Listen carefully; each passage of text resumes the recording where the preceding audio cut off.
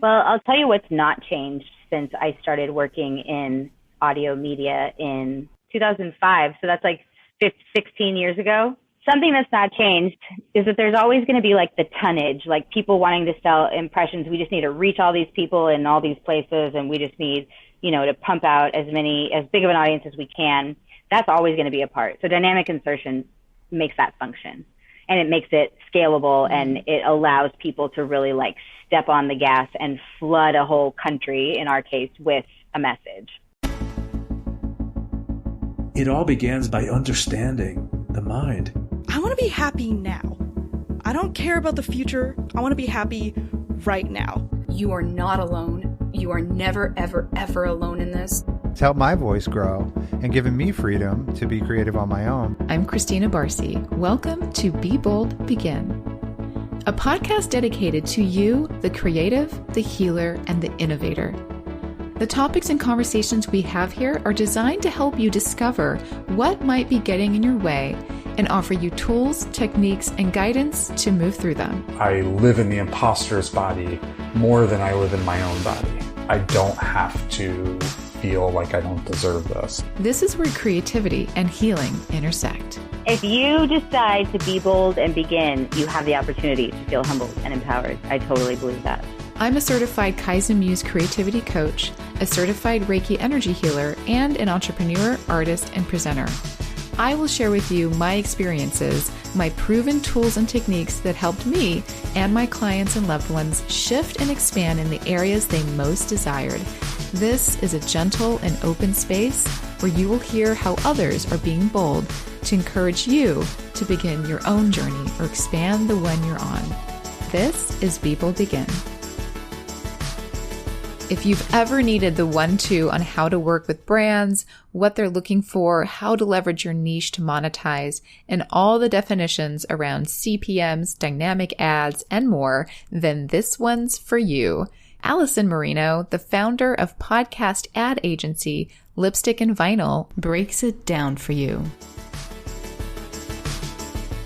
So let's talk a little bit about the nitty-gritty of ad sales.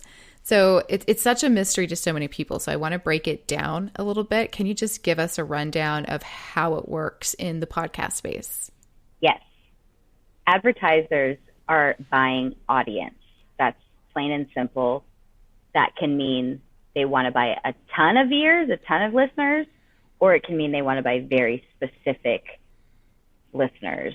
So that's the very basic part of advertising in podcasts or in anywhere, but I think especially in podcasts, it can be big or small, and it can both work. Okay, great. That's helpful to think of it that way as a creator, because it's like, okay, you really have to know what your content is then, right? You have to know what you're creating and who it's for, and then you'll have an understanding of what kind of brand might show up and what kind of brand you as a creator might want to show up. So it kind of extends, I think, in all of those directions. I like the simplification of that. Can you tell us what the industry standard is? Like if I tell people all the time, go Google CPM model, because it's easier for them to read it than me to rattle off a bunch of equations to them, but we're going to do that now. So sure. Also go Google CPM model. But if you could tell them the breakdown of what that means. Yeah. A good CPM calculator is clicks. I think it's .net, but if you Google CPM calculator, it's like the first thing that comes up, CLICKZ. But yeah, so a cost per thousand is the cost that it takes to reach 1,000 people. This is in TV, this is in digital, banners, this is in outdoor billboards, you name it. Cost to reach 1,000 people. In podcasts, the average cost per thousand is $25. So you pay $25,000 to reach 1,000 people. So this is something to keep in mind. The CPM model and, most podcast advertising agencies are looking to pretty much just factor in that. That's the basic, like how many people do you have? This is how much we're going to pay. So if I am HelloFresh, I want to pay, say they want to pay a $20 CPM to reach 1,000 people. Well, you can easily figure out how much to price your podcast based on how many people you have listening. So the very easy math is if you have 1,000 listeners, one ad will cost you $20 at a $20 CPM. So that's often disappointing to people, but keep in mind, there are some other ways you can make your show enticing to advertisers if your audience is not huge. I think advertiser interest really starts to happen around 10 and then 20,000 listens a weekly episode. That's when you'll start to get noticed on the merits of audience. But those are big numbers. And so what you can do to help advertisers be really interested in your podcast is have a very specifically defined listener.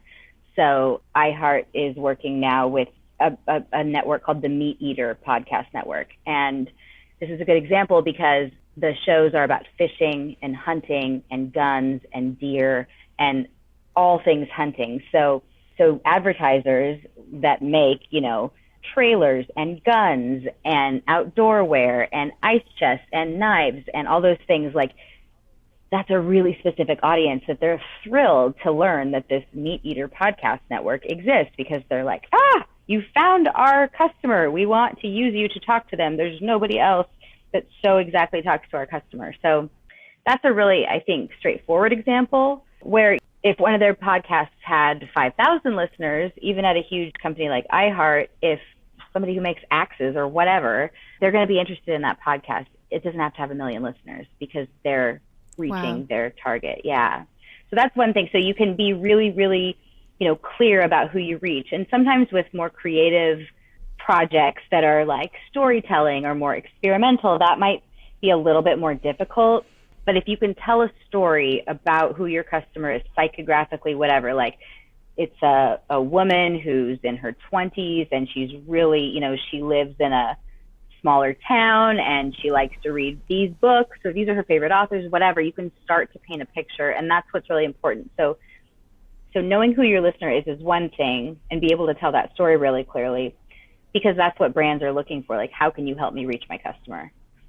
So the other thing that you can do is to really form a strong bond with your listeners, because they're buying ears, yes, they're buying audience, but they're also buying influence.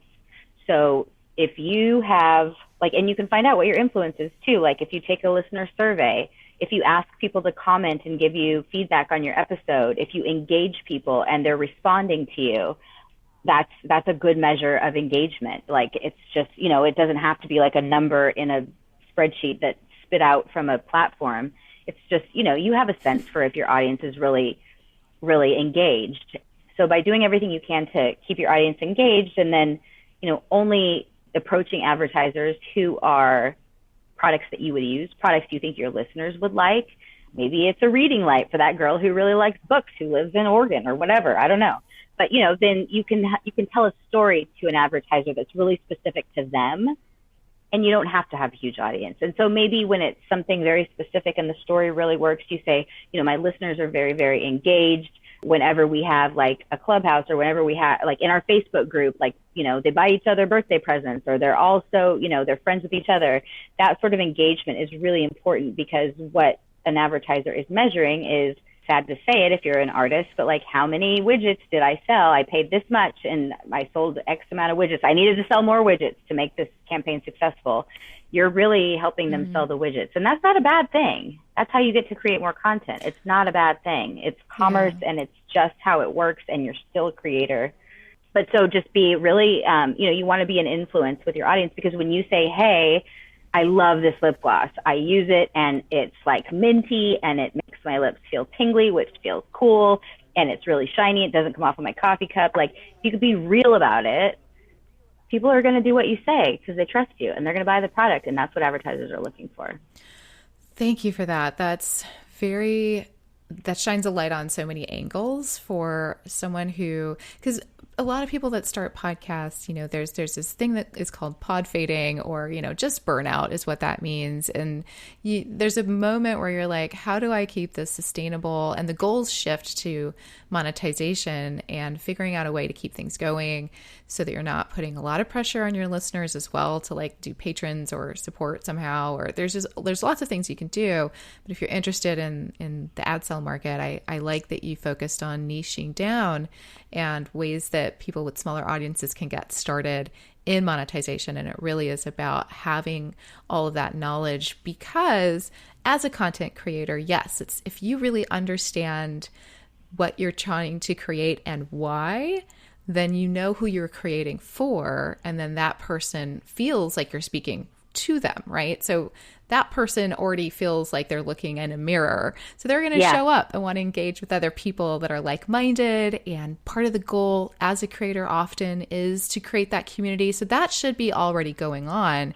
Then it's just figuring out, now I can add this extra. If that's all great and good, and that's why I'm here to begin with as a creator, now you can leverage that in a way that you can hone in. How can you hone in more is the question I want people to ask themselves right now is, if you're creating something awesome, you love it, you're seeing even 2 people like commenting regularly or showing up, that's good news. How can you get more of that person to show up? Who are those people? If you listened to yesterday's episode with Allyson, she talked about how her growth in her community was her community became, what she stood for. Essentially, they went hand in hand. You were missing content that you wanted to serve, which, we talked about female voices. And then, the community that you associated with and that showed up happened to be female. So it all kind of just started to work together. And that's how things grow. And then the money can be a piece that you can add. That's the ad sales. And if brands are looking for the same thing, it sounds like a win-win, right? So niching down is something to really, really consider versus going really, really broad. And that comes from knowing your why, knowing your purpose, knowing what you're showing up for, knowing what it means to you as a creator. And then the other stuff starts to fall into place. And I just want to really hone that in. So I appreciate that. And one thing I want to clarify that you mentioned when you say how many listeners you have. So that is per episode, right? Which tends to be weekly. Most people have a weekly podcast. Yeah, most people have a weekly podcast, and that's for a couple of reasons. I mean, it's so that you can build, your listeners can count on you, as you know, I don't have to tell you, they know what to expect and when to expect it. They can look forward to, the day that your episode drops. So for that reason, but it's also helpful in, building your audience because of that consistency. But I still say by week, and that's a little bit old school. It's really this time we're in now. It's how many impressions do you have each month? And so that doesn't just mean per episode. That means all of your shows together. You're on a platform and it's measuring listens from today's show, last week's show, 6 months ago show. That's fine. If whatever, impressions from all those different shows that you have in a 30-day period, that's your currency. So that's what you're going to apply a $25 cost per thousand to. So it's about 30 days now. Okay. Yeah, 30 days is standard. And it's like, okay, like after 30 days is up, what have you delivered? We bought 1,000 impressions. Where are we at? And that's the cool. Kind of when you're supposed to have them done by. Is it hard and fast? Not really, but you got to be close. Okay. So just to break down the math real quick to simplify what we just sort of went back and forth on for someone who's like, great, what? Yeah. Is if you have a show, let's say you have, using the CPM model, let's say you have 1,000, so you made it to 1,000 a week-ish, you're around there. Mm-hmm. Maybe one week it's 800, but the next week is 1,005, and you're looking at a 4-week period, let's say all of February. That's a short month, but you guys get it. So that's what an advertiser might look at. So let's say, just to make it easy, they did make 4,000 impressions that month. Okay. And the brand wants to buy that $20 spot that we talked about earlier. Let's say you're going to sell it at $25. Let's say you've got 4,000 listeners. You're running and gunning. People are liking what you're doing. And so you've averaged, for the past couple months, 4,000 listens a month. So I type 4,000 into my calculator. You take your 4,000 listeners. You hit multiply by your CPM. So I'm going to multiply 4,000 times $25. And then divide that by 1,000. This is what a CPM calculator will do. So I get $100. So that's for one ad. But if we're saying that you have 4,000, I'm showing Christina my calculator in the camera like you guys can see. So you can have, you can have 4 ads in a show and make $400 if you sell them all out. That's awesome. Multiply your audience times a $25 cost per thousand or CPM, and then divide that by 1,000 to get the rate for one ad. Okay. And that ad is buying across the 4 episodes? Is that how that works? Well, with dynamic insertion, if you're using dynamic insertion, you sell a forecast of $4,000. And so you start, when the campaign begins, it's probably the day a new episode drops. So let's say that's, today, it's March 23rd. My 30 days is starting now. My ad launches in today's new episode. But for the next 30 days, my ad is going to be heard in any episode in my catalog that somebody plays. So all of those contribute to your 4,000 impressions that you sold to the advertiser. If you hit that, if you undersold yourself and you hit that at 10 days, then you stop serving that ad and charge a new guy for it. Oh, interesting. Okay, so dynamic ad insertion has changed the game a little bit in how that works. In a really positive way, definitely. So I guess that's a whole other episode. But if you're baking your ads into your episode, like you're not using dynamic insertion, you're literally stitching in your commercial file, or you're just reading your commercial like in the content of your show, just totally OG and totally fine. Then you're going to have to pay attention to how many downloads does one episode get, because you're selling a forecast against that episode. So if your episodes range from 500 downloads to 1,500 downloads, you got to come somewhere in the middle where you think you can deliver on that forecast for a per episode basis, because your ad's only in that one episode. So then you would just measure the downloads in that one episode. Can you tell us just a quick definition of what dynamic ad insertion is? Sure. So dynamic ad insertion is recording a let me see how best to explain how it plays out. Dynamic ad insertion means that you've created a commercial that exists in its own file. It's its own MP3.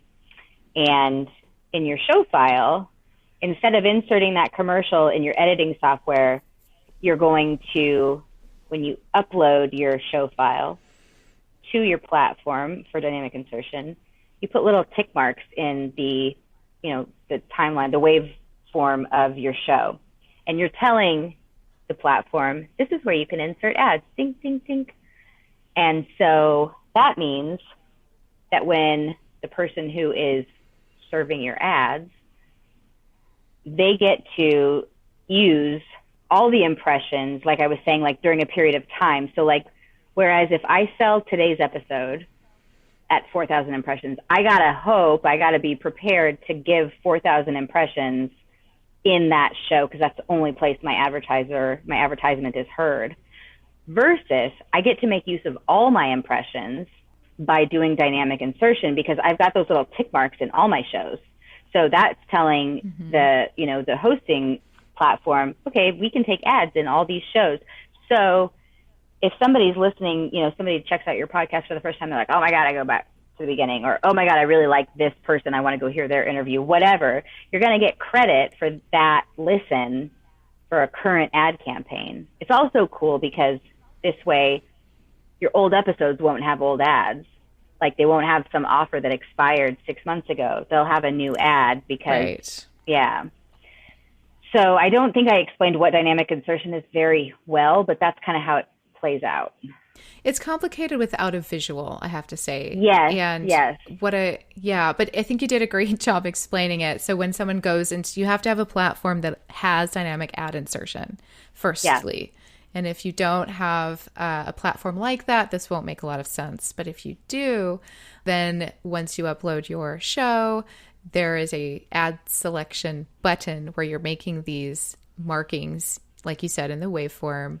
And that is where the agency or the platform or the brand or whoever is doing that, or yourself, I think there's options where you, the podcaster, uploads that MP3 ad in the back end on your platform. And then the selections you made is where that ad will get inserted in all of the shows, that all of the episodes that was bought for that campaign. So I hope that summary makes some sense. Am I right, Allyson? It's really cool too, because it allows you to take ads for, say there's like a fair and your show is a local show and you want to tell everybody about, the Orange County or the LA County Fair that's in July. You can stop those ads whenever you want. Like, so where before, if you baked in a fair ad to your, May 1st episode, it's going to be in there forever unless you go back and take it out and re-upload your episode. Versus dynamic insertion, you've got a fair ad that you want to run from May through July. Well, you could stop it when the fair's done. Oh, the people that run the fair are so happy because they're not going to be paying for all these impressions that they don't need, because you can just, go into the ad server or the platform. Megaphone is one, Libsyn is one. What Simplecast? Yeah. What did you just say? Acast. Acast, yes. Those are that, host shows, host show files, and serve ads. Exactly. So that way you can stop an ad whenever you want to. You can also, it's really easy to do cross promotion with your friend podcasts or with other podcast networks, because if you record a 30 or 60 second promo for your show, then you can just give it to another show and they can pump it in just like an ad, and they can pop it in and take it out, when they want to. And they can tell you, oh, we gave you 5,000 impressions. And so then you could say, okay, I'm going to give you 5,000 impressions. And you can't be that nimble with baked in ads. You just can't. So it's a really cool thing, because they still sound like they're in the show because they're the host voice. Thank you for that. Yes, thank you for filling in that blank of why it functions so well, why everyone's leaning into it, why it's working, and it is more flexible. So yeah, great. Just from your perspective, the technology around monetization, I think, is what really changed things. In your crystal ball, do you see anything else? Well, I'll tell you what's not changed since I started working in audio media in 2005. So that's 16 years ago, whatever. Something that's not changed is that there's always going to be the tonnage, people wanting to sell impressions. We just need to reach all these people in all these places, and we just need, to pump out as big of an audience as we can. That's always going to be a part. So dynamic insertion makes that function, and it makes it scalable, and it allows people to really step on the gas and flood a whole country, in our case, with a message. That's always going to be part of it. Then the other part of it is custom stuff. People just want to be aligned with, a product or a brand that, or people want to be aligned with a show that really speaks to the users or potential users of their product or brand. And so custom things that are really intertwined and ingrained, making special content for a brand, or a brand is sponsoring an event that your show is part of or hosting or whatever, just because they want that association with your show's brand. That's always going to be a part of it too. So that's a nice way to, when you're smaller, maybe throw the CPM model out the door. If you have 500 listeners, but they're really specific listeners, like you're selling to a knitting store in your town and your podcast is all about how to knit, then you don't have to charge by CPM. Maybe you charge, you have 500 listeners, maybe you charge $500 because it's a really concentrated audience, that they want to reach. So there's no have-tos, but the norm is, yes, CPM and kind of tonnage and then custom stuff. Right. So for someone who is just starting a podcast, do you have some advice for them? Yeah. If you want it to be a business, again, you must treat it like a business. I don't know if I speak for you, Christina, but speaking for myself and starting Lipstick and Vinyl, I had to invest money. I had to pay for certain things, whether it was branding stuff or sponsoring events so that my name would get out there, or, things like business cards or things like a website. You can't expect to invest nothing monetarily and have the best outcome unless you're good at every single thing. You've got to, if it's your goal to be a business.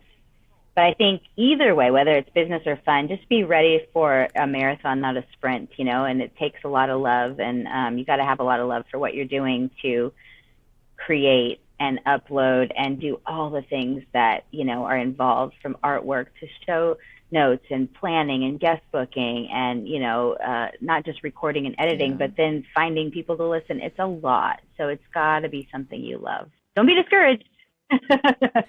Yeah, it is a lot, but you're right. The undiscouraging part is the love piece. You really do have to love it, and there has to be like solid ground under that purpose, that reason for starting. How do you stay connected to that? I think that's so, like, advice for a seasoned podcaster. How do you think they might stay connected to being inspired? To being inspired, or staying in the game, or whatever that means to you. How do you keep going?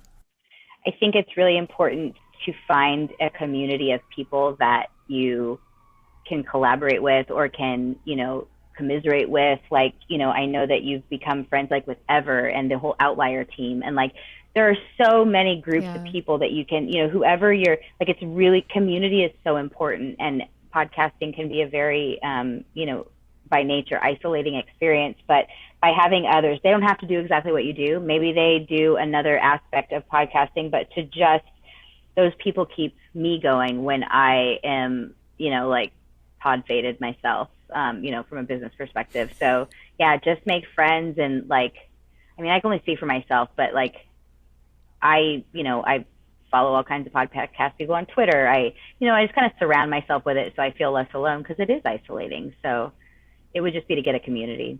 Yes. Love that. Yes. Stay connected. This is all about connecting anyway. What more is it than it is connecting to ourselves, each other. And it is what's going to get you through. So I appreciate that so much. You bet. Allyson, thank you for dropping so much knowledge on this episode today. I know we went a little longer than expected. So I so appreciate you and your time. I so appreciate you too. Thank you so much for having me. It was a real pleasure. Thanks for everything that you imparted to me, because it's always a delight and it always makes my heart feel better. Oh, same. Thank you for listening to People Begin. We hope that these episodes are helping inspire and empower you to take your next steps towards whatever you're thinking of creating. And if starting a podcast is what you're thinking of creating, then I would love to have you in my brand new private Facebook group, Unleash Your Podcast Niche, a podcast learning community for the aspiring podcaster who cares about creating an authentic message and making an impact with podcasting. Join us for live opportunities with me and meet other creatives like you who are at the same stage. There's a link in the show notes to join us. Happy creating.